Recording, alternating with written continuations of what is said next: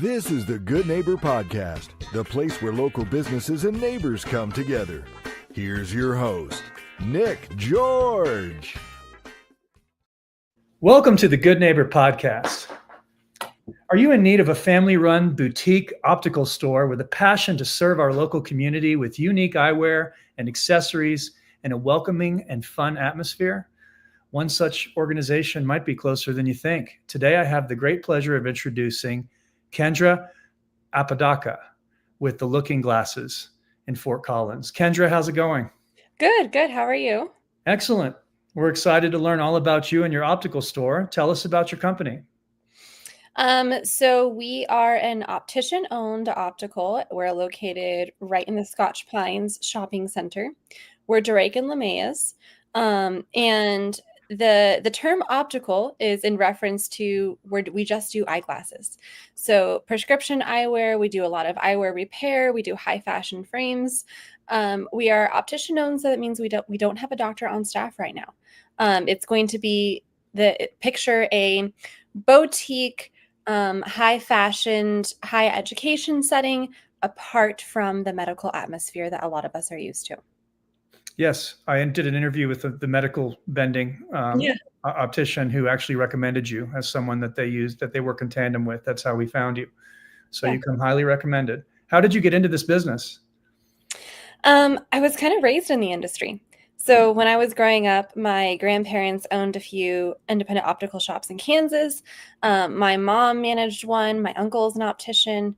It's 3 generations in. I took naps under doctors' desks, and I would disorganize the cases out front and all kinds of other things. In college, I once went to apply to an optical that the doctor recognized me and said, "Oh, you're that kid that threw up in the back." And I'm like, perhaps we have too much of a history here. So, I kind of grew up in the industry when what I wanted to do didn't quite work out. This was a good alternative. What are some myths or misconceptions in your industry that people might not expect until you've got your experience there? Well, the first one is that online glasses are a good deal. They're advertised as, I'm saying they're not a good deal. They're advertised as a fantastic deal, and they're a lot cheaper, but I've seen measurements and prescriptions come back like super goofy, and people get frustrated, especially in the progressive world or post-cataract surgery, or any time that you need something to be just a little bit more accurate. That's not the way to go. So you really do completely get what you pay for. Who are your target customers, and how are you attracting them now? I'd say target market is women between 40 and 60, progressive wear, cares about how she looks, potentially has more than one pair. We can maybe do a pair of really nice prescription sunglasses. And also someone that maybe has some other vision concerns that aren't going to get dressed at other places. For example, someone who has like a high diopter stick-on prism that we need to switch out every so often. Someone that might have alignment issues in near distance, or someone that we need to adjust the focal length to get the music stand perfectly in focus. And it's not just going to be your average computer length or reading distance. We can really kind of customize where we're dialing in on that near range. So between 40 and 60, and I suppose particular would be the word I'm looking for. Someone we can make happy by adjusting the particulars of their pair of glasses. Is the reason that you're not targeting men because we have no sense of fashion and don't really care? Oh, I'm targeting women, 1, because I am a woman, and 2, because most guys will walk in and just kind of take 10 minutes, and we're going to end up with the same plastic rectangle we did before. And most women come in and bring their husbands with them and then style them. And so if I target the woman, I get both sides of the couple. But if I target the guy, I just get another square frames. Wow, that is an ancient marketing technique that you're using there. So we know that marketing is the heart of every business, and yours is unique. Have you ever thought about podcasting? No, this would be the first jump into that world. Outside of work, what do you do for fun? I love reading. I am an avid reader. I like running some, and I've been getting into some sewing projects. I just sewed a dress for my 3-year-old, and she was so excited, and I was very proud of myself. Yeah, that's a big deal. You obviously need a sewing machine to do that, right? Yeah. Okay. Let's switch gears. Can you describe a hardship or a life challenge that you overcame and how it might have made you stronger? What comes to mind?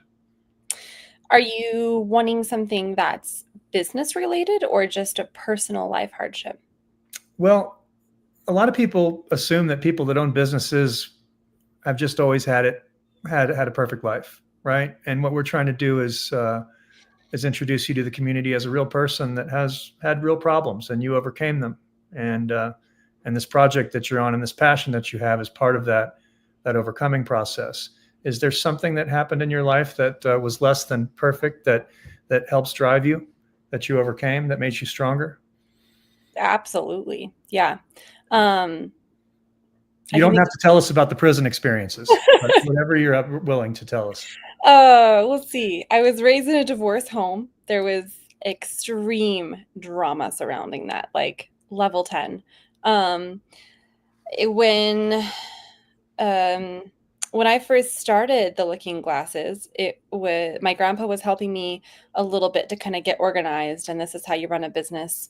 But the hours my husband and I were doing were just insane. And in the beginning, I was open a little bit longer, and I didn't have a babysitter for my kids, so I would bring them to the store with me because we were slow enough and they were young enough. And that first year, I was probably doing 50 hours a week. My husband was just in a new startup company, and he was like 60 hours a week.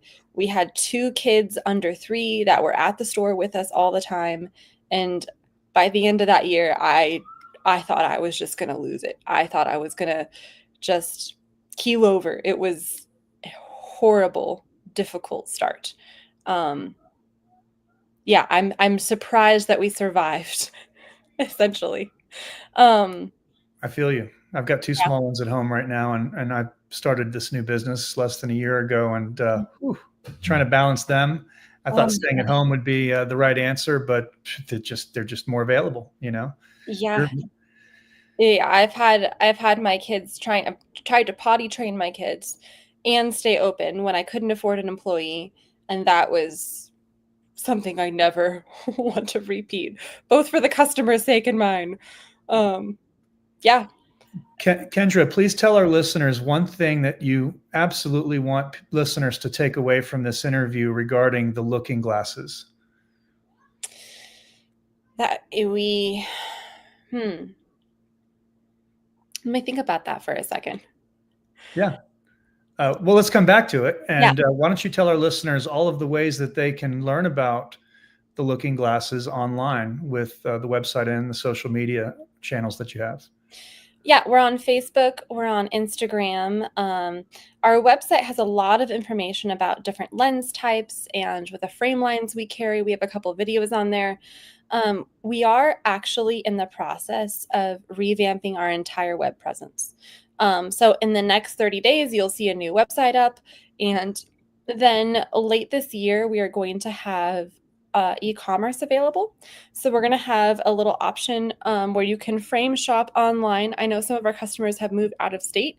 And so if you want to keep in the same frame company you're with, you can purchase frames online. I can't do lenses online yet, just because we believe it takes some really invested and careful measurements, questioning, and time to get that right. And then we're also going to be offering drop shipping contact lens purchasing online now, and that will all be launched the end of 4th quarter this year. So I'm really excited about all the changes we're making there. It's going to be a little bit more accessible to people who are not quite in our small shopping center. Awesome. So that segues us back into the question I was asking you earlier. What separates you? What do you want people to remember that separates you guys from your competition? And let me help by telling you what I read on your own website. Your family run. It's a boutique experience, which is not common. And it's you guys offer an astounding line of accessories and eyewear, and you're a welcoming and fun atmosphere, which is not something that other eye care facilities claim. But the one that turned me on to you had the same kind of attitude. So I like everything I'm hearing from these relationships. But is that pretty much what you want people to take away, or is there something you'd like to add to that?